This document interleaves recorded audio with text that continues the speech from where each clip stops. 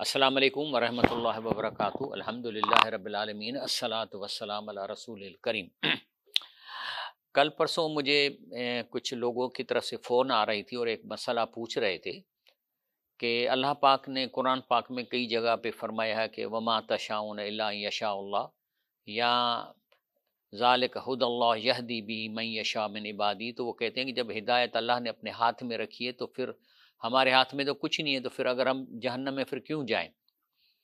تو میں نے ان کو کہا تھا کہ میں اس پہ آپ کو 4-5 منٹ کا کلپ بنا کے دیتا ہوں، آپ کے سمجھ میں آ جائے گی۔ تو ٹائٹل ہمارا یہی ہے، ذالک ھدی اللہ، یعنی یہ جو قرآن پاک ہے یہ اللہ کی ہدایت ہے، یہدی بہ من یشاء من عبادی، تو ان میں سے اللہ جس کو چاہے اپنے بندوں میں ہدایت دیتا ہے۔ اس کو سمجھنا پڑے گا۔ اصل میں ہدایت کا جو لفظ آیا ہے وہ قرآن کے لیے آیا ہے۔ جب آدم علیہ السلام کو اللہ پاک نے زمین پہ نیچے بھیج رہا تھا تو کیا کہا؟ کل نحبتوا منہا جمیعا، کہہ رہے آپ سارے نیچے چلے جاؤ۔ اب کیا کرنا ہے وہاں جا کے؟ فَإِمَّا يَأْتِيَنَّكُم مِّنِّي ھُدًى، جب میری طرف سے ہدایت یعنی قرآن آئے اور قرآن سمجھانے والا نبی یا رسول آئے، فَمَن تَبِعَ ھُدَايَا، جو اس پر عمل کرے گا، فَلَا خَوْفٌ عَلَيْهِمْ وَلَا هُمْ يَحْزَنُونَ۔ تو اس کی دونوں معنی ہے کہ اس دنیا میں بھی اس کو کوئی ڈپریشن پریشانی نہیں ہوگی، نہ خوف ہوگا، اور آخرت میں بھی نہیں ہوگا۔ تو یعنی اللہ کہتا ہے کہ دیکھیں نا، اس دنیا میں ہم اللہ کی چیزیں نعمتیں بہت خوب کھا رہے ہیں، اور ہمیں کہا ہے کہ یہ کرو وہ نہ کرو، لیکن ایک چیز تو اللہ کو بھی کرنی تھی، کون سی؟ کہ ہمیں بتائے تو صحیح کہ کیوں دنیا میں بھیجا ہے۔ یہی کہہ رہا ہے کہ جب تم نیچے جاؤ گے، جب میری طرف سے ہدایت آئے، جو اس پر عمل کرے گا تو اس کو نہ خوف ہوگا نہ غم ہوگا۔ ابھی جو سورہ بقرہ کی آیت نمبر 2 جو آ رہی ہے کہ ذالک الکتاب لا ریب فیہ، اب ذالک میں اشارہ ہے اس کتاب کی۔ اصل میں کیا تھا کہ مدینے کے آس پاس یہود لوگ آ کے آباد ہو گئے تھے کہ ان کے کتابوں میں لکھا تھا کہ اب جو آخری نبی آئے گا مدینے سے آئے گا، تو وہ سمجھ رہے تھے کہ کیوں ہم اہل کتاب ہم ہی لوگ ہیں، اللہ کے احباء ہم ہیں، تو یہ جو نبی یا رسول آئے گا ہم میں سے آئے گا، جب مدینے سے آئے گا تو وہیں جا کے رہ لیتے ہیں۔ تو وہاں یہ جو قبیلے رہ رہے تھے، ان کو یہ خطاب ہو رہا ہے کہ ذالک الکتاب، یعنی اس قرآن کی جس کا تمہیں انتظار تھا، لا ریب فی، اب اس پہ شک نہ کرو، ھدی للمتقین، اس قرآن نے متقی پیدا کر دیے ہیں۔ اب یہ تفسیر ہے شعور انقلاب مولانا عبید اللہ سندھی، کہتا ہے کہ ان کو کہتا ہے کہ اس قرآن نے مختصر عرصے میں 4-5-6 سالوں میں متقیوں کی جماعت تیار کر لی ہے۔ اب اس پہ شک نہیں کرو۔ کیسی تیار کی ہے؟ وہ کون متقی ہیں؟ یہ جو جماعت ہجرت کر کے مدینے آئی، اور ایک جماعت جو مدینے میں بن چکی، یعنی 2 کلاسز نکل چکے تھے متقیوں کے۔ تو کہتے ہیں اب اس میں شک نہیں کرو، اس قرآن نے متقی پیدا کر دیے، اور ان کی خصوصیات کیا ہیں؟ الذین یؤمنون بالغیب، جا کے دیکھ لو، وہ غیب پہ یقین رکھتے ہیں، اللہ کو دیکھا بھی نہیں ہے، اور پھر اللہ کے رسول کو سچا رسول مان کر اس پر ایمان لے آئے۔ وَيُقِيمُونَ الصَّلَاةَ، نماز بھی قائم کر رہے ہیں، وَمِمَّا رَزَقْنَاهُمْ يُنْفِقُونَ، اور جا کے دیکھو کہ اپنے خرچہ بھی کر رہے ہیں، اللہ کے راستے میں دے رہے ہیں۔ وَالَّذِينَ يُؤْمِنُونَ بِمَا أُنزِلَ إِلَيْكَ، بلکہ یہ جو جماعت تیار قرآن نے کی ہے، اے یہودیو عیسائیو، یہ تو تمہارے قرآنوں کو بھی مانتے ہیں، بائبل کو بھی مانتے ہیں، زبور کو بھی مانتے ہیں، وَمَا أُنزِلَ مِن قَبْلِكَ، اور آپ سے بھی جو پہلے کتاب ہیں ان کو بھی مانتے ہیں، وَبِالْآخِرَةِ هُمْ يُوقِنُونَ، اور یہ جو جماعت بنی ہے یہ ایسی بنی ہے کہ آخرت پر تو ان کو 100% یقین ہو گیا ہے۔ تو اللہ کہتا ہے کہ اس قرآن نے یہ جماعتیں پیدا کی ہیں، اولئک علی ھدی من ربہم، اب اس کو اللہ سرٹیفکیٹ دے رہا ہے کہ یہ جماعتیں جو بنی ہیں یہ اللہ کی طرف سے ہدایت پر ہیں، واولئک هم المفلحون، اور یہ فلاح پائیں گے۔ اس لیے ذالک الکتاب، یہی جس قرآن کا تم انتظار تھا، لا ریب فیہ، اب اس پہ شک نہیں کرو کہ اس قرآن نے متقین پیدا کر دیے ہیں، تو اب تم اس پہ شک نہیں کرو، اس پہ یقین کرو۔ اللہ تعالیٰ فرمایا تھا ان ھذا القرآن یہدی للتی ہی اقوم، یعنی یہ قرآن شریف بے شک اس راستے کی طرف رہنمائی کرتا ہے جو سب سے زیادہ سیدھا ہے۔ وَيُبَشِّرُ الْمُؤْمِنِينَ الَّذِينَ يَعْمَلُونَ الصَّالِحَاتِ، اور مومنوں کو خوشخبری سناتا ہے جو نیک اعمال کرتے ہیں کہ بے شک ان کے لیے بڑا اجر ہے۔ اس کا مطلب ہے کہ یہ کتاب اللہ کی ہدایت ہے، لیکن ہدایت اللہ نے اپنے ہاتھ میں رکھی ہے۔ کیوں ہاتھ میں رکھی ہے؟ کیونکہ اگر کسی انسان میں کچھ ایسی چیزیں پیدا ہو جائیں تو اللہ ہدایت دے گا۔ مثلاً قرآن شریف میں آتا ہے واللہ لا یہدی القوم الظالمین، اللہ ظالم لوگوں کو ہدایت نہیں کرے گا، جب تک ظلم نہیں چھوڑیں گے اللہ نہیں دے گا۔ واللہ لا یہدی القوم الکافرین، جو کفر کرے گا، اللہ کو نہیں مانے گا، اللہ کے رسول کو سچا نبی نہیں مانے گا، تو اس کو کیسے ہدایت دے گا؟ ان اللہ یہدی من هو کاذب کفار، ایک آدمی جھوٹ بولتا ہے، کفر کرتا ہے، اللہ اس کو ہدایت نہیں دے گا۔ واللہ لا یہدی القوم الفاسقین، جو فسق فجور میں زندگی گزارتے ہیں جب تک وہ نہیں چھوڑیں گے اللہ ہدایت نہیں دے گا۔ ان اللہ لا یہدی من هو مسرف الکذاب، جو اسراف کرتا ہے اور جو جھوٹ بولتا ہے اللہ اس کو ہدایت نہیں دے گا۔ ان اللہ لا یہدی الکید الخائنین، اللہ پاک خائنین یعنی دھوکہ دینے والوں کو کبھی ہدایت نہیں دے گا، جو لوگوں کو دھوکہ دیتے ہیں۔ فإن اللہ لا یہدی من یضل وما لهم من ناصرین، اور اللہ اس کو بھی ہدایت دے گا جس کو گمراہ کیا گیا ہے اور اس کو کوئی مدد نہیں کرے گا۔ تو اس کا مطلب ہے کہ یہ شرائط ہیں اللہ کی ہدایت دینے کی، جب یہ شرائط پوری نہیں ہوں گے تو اللہ کیسے ہدایت دے گا؟ یہی ہے بات کہ اللہ نہیں کرتا۔ اس لیے اللہ تعالیٰ کیا فرماتا ہے؟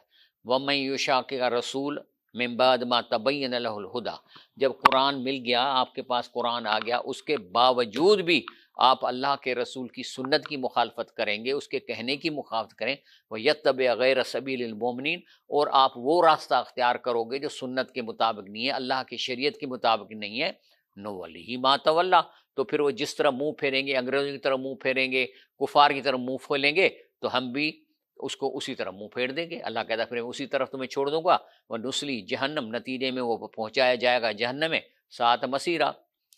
ابھی رسول اللہ صلی اللہ علیہ وسلم کے زمانے میں جو صحابہ تھے، ان میں سے کئی ایسے صحابہ تھے جو اللہ ان کو کہتا ہے کہ وَمِمَّنْ حَوْلَكُم مِّنَ الْأَعْرَابِ مُنَافِقُونَ، آپ کے عرب میں جو جاہل لوگ ہیں یا جو آپ کے ارد گرد لوگ ہیں منافق ہیں، من اہل المدینے کے اندر منافق ہیں، آپ کو سامنے کہتے ہیں اللہ کے رسول ہو لیکن اصل میں منافق ہیں، مردوا علی النفاق، وہ نفاق پہ بھاگے جا رہے ہیں۔ لا تعلم، رسول اللہ علیہ وسلم کیونکہ آپ کے پاس کسی کے دل کا بھید جاننے کا آپ کے پاس اختیار نہیں ہے، تو لا تعلم، آپ ان کو نہیں جانتے، نحن نعلم، اللہ کہتا ہے میں ان کو جانتا ہوں۔ تو اس کا مطلب ہے کہ آپ صلی اللہ علیہ وسلم کو اللہ کہہ رہا ہے کہ آپ کسی کے دلوں کے بھید نہیں جانتے لیکن میں جانتا ہوں۔ لیکن پھر جب ایسے لوگوں کے بارے میں جن کو اللہ جانتا ہے، جن کے دل میں نفاق ہے، آپ نہیں جانتے، تو استغفر لہم او لا تستغفر لہم، اگر آپ ان کے لیے استغفار کرو یا نہ کرو، ان تستغفر لہم 70 مرہ، 70 دفعہ بھی ان کے لیے استغفار کرو گے، فلن یغفر اللہ لہم، اللہ نہیں کرے گا، کیونکہ ان کے اوپر حجاب پڑا ہوا ہے، ظلم کی وجہ سے، نفاق کی وجہ سے اللہ ان کو ہدایت نہیں دے گا۔ اسی لیے اللہ کے رسول صلی اللہ علیہ وسلم اللہ فرماتے ہیں، میرے پیارے نبی کریم صلی اللہ علیہ وسلم، انک لا تہدی من احببت، آپ بے شک جس کے لیے چاہو ہدایت نہیں دے سکتے، ولکن اللہ یہدی من یشاء، بس جس کو اللہ چاہے ہدایت دے گا، وہ عالم بالمہتدین، اور ہدایت والوں کو اچھی طرح جانتا ہے۔ تو یہی سبب ہے کہ اللہ تعالیٰ نے ہدایت اپنے ہاتھ میں رکھی ہے، کیونکہ اللہ دلوں کو جانتا ہے، ان کے اعمالوں کو جانتا ہے، اللہ کے سوا کوئی نہیں جانتا۔ تو اپنے رسول اللہ کو کہتا ہے کہ جس کو آپ صلی اللہ علیہ وسلم کو کہ آپ جس کے لیے ہدایت چاہتے ہو کہ ہدایت ملے، نہیں ملے گی، میرے ہاتھ میں وہ ہدایت ہے، یہ ہے۔ آگے اللہ کہتا ہے قد جاءکم من اللہ نور و کتاب مبین، ہم نے آپ کے پاس بھیجا ہے یہ نور اور کتاب جس کی آیتیں روشن آسان سمجھیں، یہدی بہ اللہ من نتبع رضوانہ، اسی قرآن کے راستے، اللہ کے رسول کی تعلیمات کے راستے اس کو ہدایت دے گا جو اس کی خوش ندی کا طالب ہوگا، وَيُخْرِجُ مِنَ الظُّلُمَاتِ إِلَى النُّورِ، اور پھر اب اپنی توفیق سے اسے اندھیروں سے روشنی کی طرف نکال لاتا ہے اور انہیں سیدھے کے راستے کی طرف ہدایت کرتا ہے، یہ ہے اس کا مطلب۔ اسی لیے اللہ کہتا ہے اِنَّهُ إِلَّا ذِكْرٌ لِلْعَالَمِينَ، یہ قرآن پاک صرف مسلمانوں کے لیے نہیں بلکہ جرمنیوں کے لیے ہے، چینیوں کے لیے، یہ نصیحت پورے کائنات میں جو یہاں زمین پہ لوگ رہتے ہیں ان کے لیے، لمن شاء منکم یستقیم، بس ان میں سے جو چاہے اس کے سیدھے راستے پہ چلے۔ لیکن وما تشاؤون الا ان یشاء اللہ، لیکن جب تک آپ شرط نہیں پورا کرو گے ہدایت کا، تو جو بھی تم چاہے تو نہیں ہوگا جب تک اللہ رب العالمین نہ چاہے۔ یعنی ایک آدمی ہے کہتا ہے میں انگلینڈ کا بادشاہ بن جاؤ، اب بھائی تم پاکستان میں پیدا ہوئے ہو یا رہ رہے ہو، اب تم کہتے ہو کہ میں بس بادشاہ بن جاؤں، تو اللہ تمہیں یہ نہیں کرنے دے گا۔ یعنی ہر چیز جو تم مانگ رہے ہو کہ یہ ہو جائے، اللہ نہیں کر سکتا، آپ کا ایک اسفیئر ہے، اپنے دائرے کے اندر رہو۔ اگر ایک آدمی کہے کہ میں آسمان میں اڑنے لگ جاؤں، نہیں ہوگا۔ تو وما تشاؤون الا ان یشاء اللہ، یعنی مطلب ہے کہ تم جو چاہو گے وہ تمہاری خواہش پوری نہیں ہو سکتی جب تک کہ اللہ کے قانون کے مطابق ہو، رب العالمین۔ باقی بات یہ ہے کہ وما ما اصاب من مصیبت الا باذن اللہ، باقی جو تمہیں تکلیف دنیا میں آتی ہے وہ تمہارے اعمالوں کا نتیجہ ہے اور اللہ کی اجازت سے.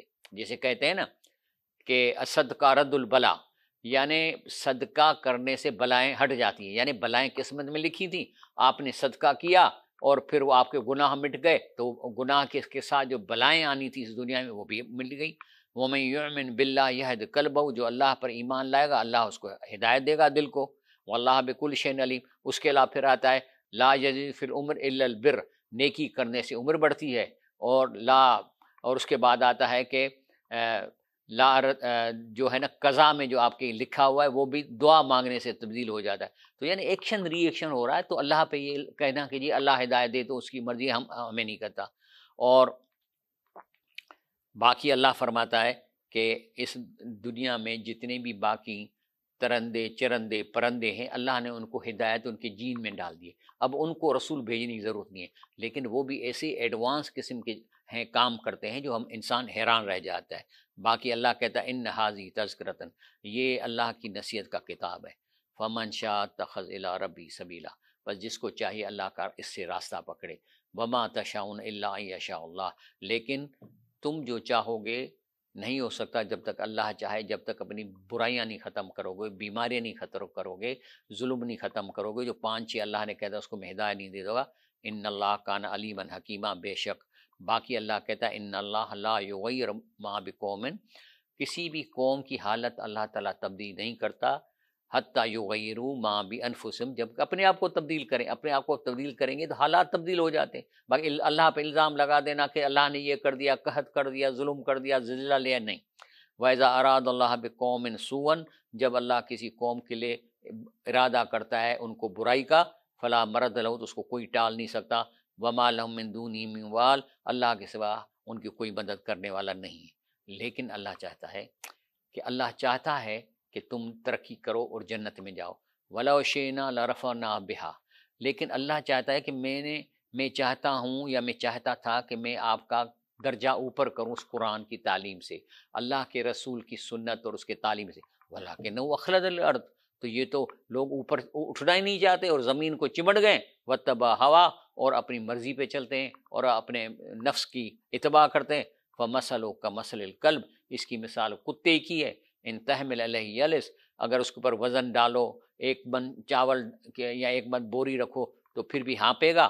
وہ تترک یلس، اگر بیٹھ کے سستائے گا پھر بھی جو ہے نا پریشان ہوگا. تو اللہ کے ہدایت کے سوا اور اللہ تمہارا درجہ بلند کرے، اگر اس کو چھوڑ دو گے تو دنیا میں پریشانی رہو گے.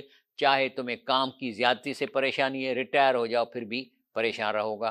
تو اللہ آخر میں بتاتا ہوں ذالک مثل القوم الذین کذبوا بآیاتنا، جو اللہ کے قرآن کو آیتوں کو نہیں مانتے یا اس پر عمل نہیں کرتے یا اس کو نہیں سمجھتے. تو یہ ان کی مثال ان لوگوں کی ہے. فقصص القصص، آپ ان کو یہ قصے سنائیں، قرآن سنائیں، لعلہم یتفکرون، تو کاش یہ سوچیں. جزاک اللہ.